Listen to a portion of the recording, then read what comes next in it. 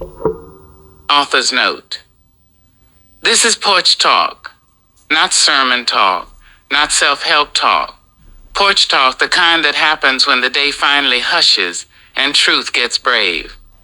What you're about to read comes from memory, missteps, laughter, loss, frozen cups, and the slow schooling of spirit. If it sounds like somebody talking instead of preaching, that's on purpose. Pull up a chair. Don't let the water in. Porch talk from New Orleans on Wisdom Ego and Who Deserves a Seat Close to You. Reflection written by Kateb Shona. We used to live at 2800 Orleans Avenue, right on the corner of White Street. And if walls could talk, that porch would have a whole testimony. We sat out there damn near every day, watching cars roll down Orleans like everybody had somewhere urgent to be. Engines revving, bass lines rattling windows, folks leaning on horns like that was gonna part traffic like the Red Sea. Meanwhile, we had nowhere to go except right where we were. We sold frozen cups, red, blue, grape, sometimes half melted if the sun got disrespectful. Quarter a cup. 50 cents if business was moving or if we felt fancy that day. People would slow down, squint at us, negotiate like they were buying land instead of sugar water, then peel off like they stole something.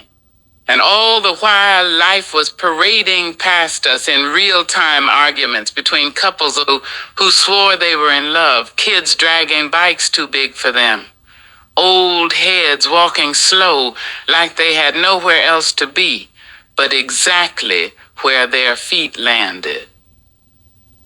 That porch taught me patience before I knew patience had a name. It taught me how to watch without needing to comment on everything. It taught me that stillness can be productive, and that movement doesn't always mean progress. Folks were flying by, but we were learning there's a difference. Sitting there long enough, you start to notice patterns. Who waves back? Who pretends not to see you? Who always looks like they're running from something invisible? That porch showed me early that being surrounded by people don't mean you supported, and being alone don't mean you abandoned. Somewhere between those frozen cups and those passing cars, a truth settled into me and never left. Ships don't sink because of the water around them. They sink because of the water that sneaks inside. Anybody from New Orleans understands water on a personal level. We don't romanticize it, we respect it, fear it, pray about it, joke about it when the anxiety gets loud. Water is life and threat at the same time. Life works the same way. Pressure is inevitable. Disappointment shows up uninvited. Folks will talk, judge, project, advise loudly and incorrectly. But what takes you under isn't what's happening around you. It's what you let inside, what you allow to sit in your chest and marinate until it starts steering you. That goes for people too. Everybody near you ain't meant to be close. Some folks come with leaks. They drip insecurity, bitterness, envy, and bad advice like a faucet that won't shut off. You spend too much time around that and suddenly you heavy, tired, irritable, doubting your own instincts, calling it growth, when really it's just emotional water weight.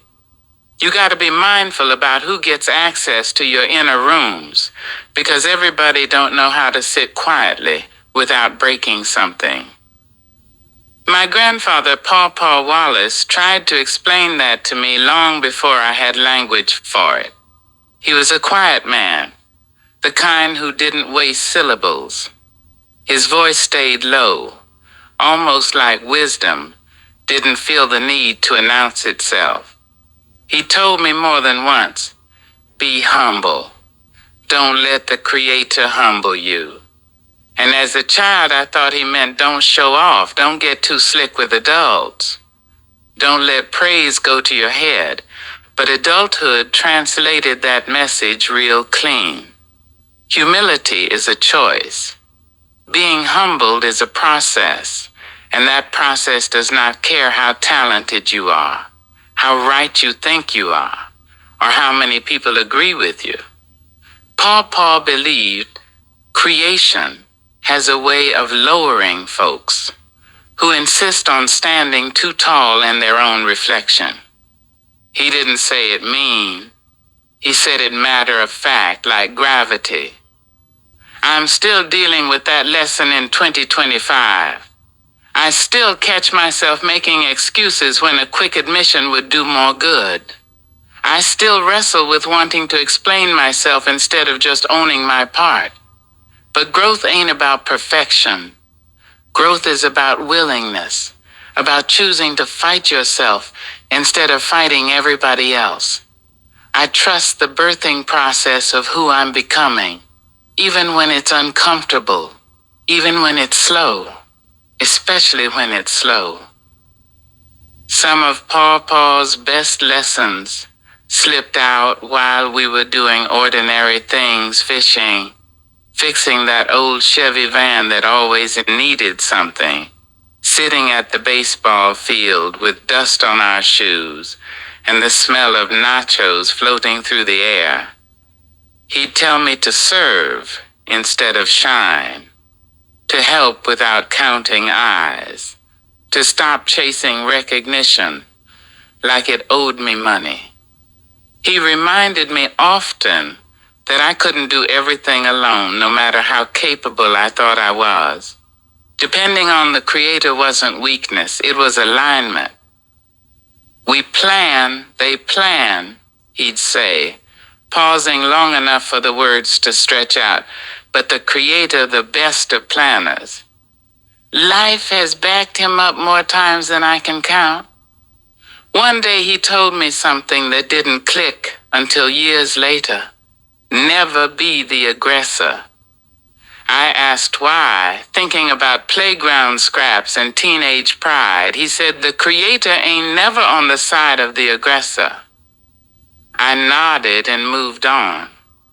Years later, after my mother Marva passed, that sentence came back and hit me like a sudden stop in traffic, sharp, unavoidable.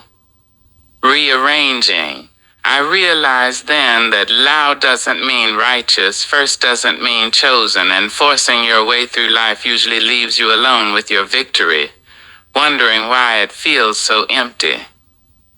Another time, after I got into a small squabble in my early years, Papa told me something that changed how I carry my words.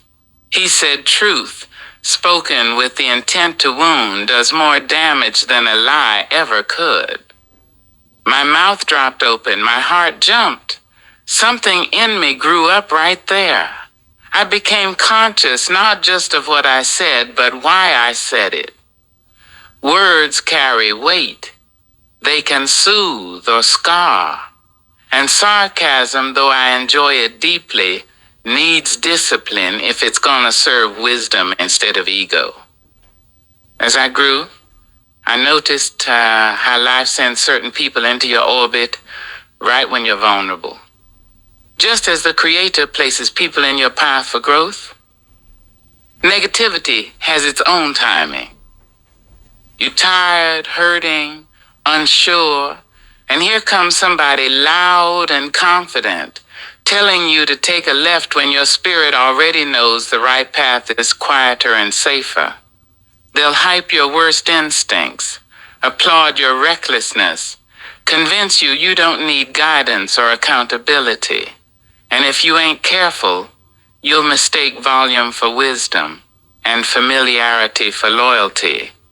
Discernment isn't judgment, it's survival. Over time, I learned that people show up in different ways and for different reasons. Some folks genuinely care about you. They check on you when you can't offer nothing back. They stay when it's uncomfortable. Then there are folks attached to what you represent, your access, your influence, your energy. They're present while it benefits them and fade when it doesn't. And then there are folks who only stick around for a shared fight or a common enemy. Once the battle passes, so do they. Here's the truth that stings a little. Everybody in your circle is not your friend. Growing up together don't make you friends.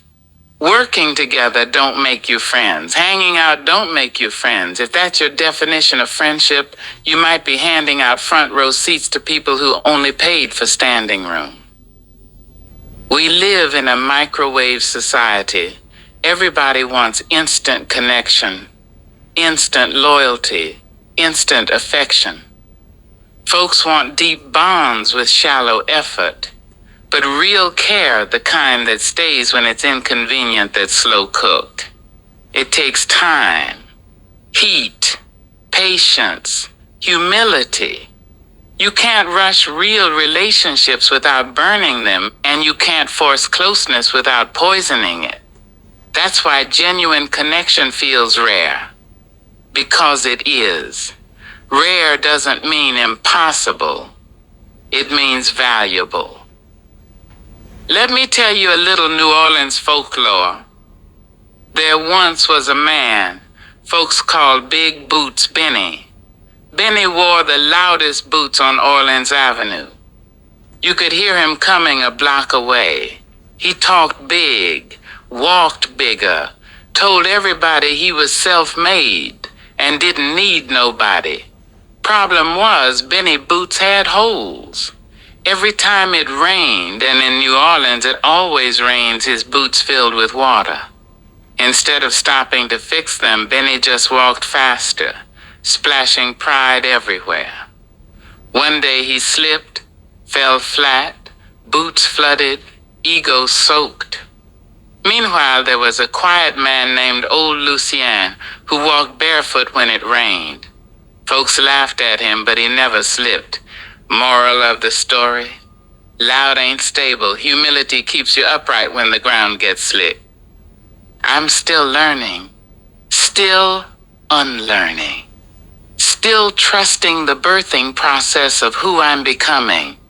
I'm learning to keep water out the boat, to choose humility over ego, discernment over desperation, stillness over reaction.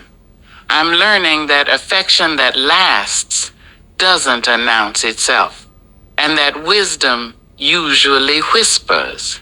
And I'm learning that real love, steady, patient, accountable love, is rare, but is worth the wait. Author's closing note.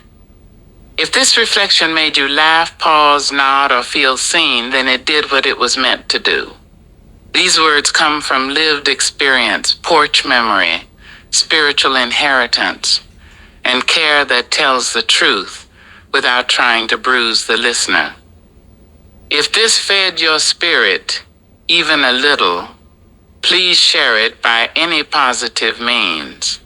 And if you're able, please consider donating to the blog so this porch light can stay on for others who need honesty, humor, and reflection.